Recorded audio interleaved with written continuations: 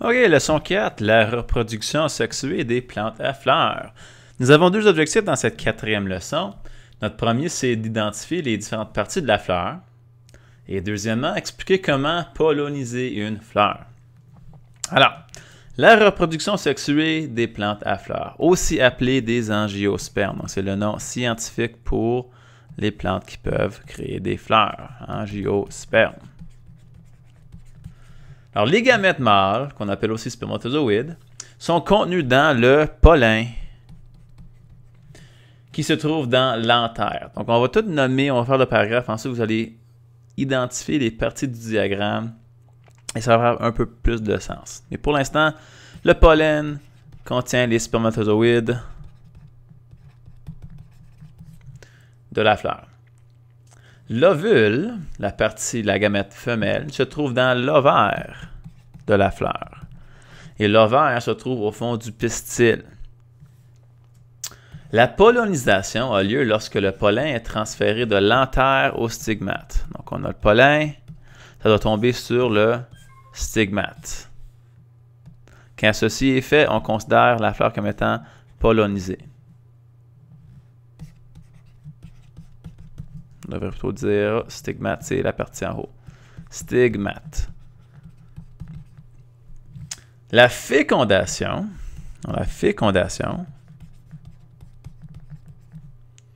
a lieu lorsque le pollen se rend à l'ovule.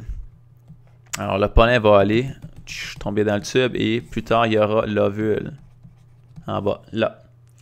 Là, ici, le noyau du sperme féconde l'ovule qui va ensuite se diviser, donc qui se divise plusieurs fois pour devenir le zygote. On se souvient toutes les étapes, là, spermatozoïde, ovule, fécondation qui donne zygote.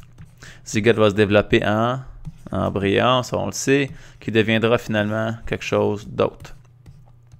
Alors, dernier point. L'embryon se développe d'après le zygote pour former, chez la plante, on forme une graine. Alors, identifions maintenant les différentes parties de la fleur. Alors, voici votre diagramme.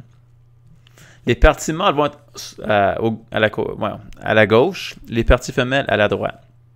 Alors, qu'est-ce qu'on avait dit tantôt? Ça, c'est la partie qui va contenir le pollen ou les gamètes mâles.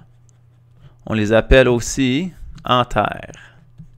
Les anthères. Alors, les anthères produisent le pollen. On avait aussi mentionné que le pollen ensuite peut aller sur le stigmate. Alors, le stigmate, c'est la partie terminale ici, sur laquelle on peut coller le pollen. Le tube qui relie le pollen en bas, qui va acheminer le pollen par en bas, on appelle cela le style. Le style. Alors, le style, c'est cette partie-ci. Ensuite, le style nous amène à la partie terminale en bas, qu'on appelle l'ovaire.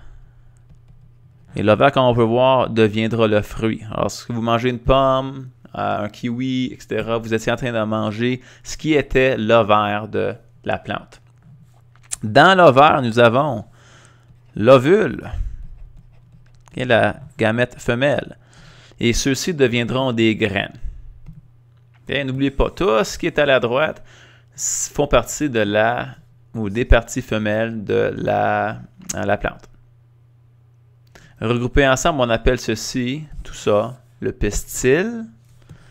Et les parties mâles, on les appelle étamines. On a aussi une image de microscope du pollen. Donc, on peut voir de très près, il a l'air un peu bizarre. Ici, on a le transfert du pollen qui se fait sur l'abeille. L'abeille va aller ensuite le transporter sur une autre fleur qui nous donne ensuite des fruits. Et à l'intérieur, on a la fécondation de l'ovule qui nous donne des graines. Et oui, c'est aussi possible qu'une fleur se autoféconde. Ça veut dire que le pollen de sa propre antenne, son propre anthère, peut tomber sur le stigmate et s'acheminer jusqu'à l'ovule pour féconder sa propre fleur. Ça, c'est la leçon 4.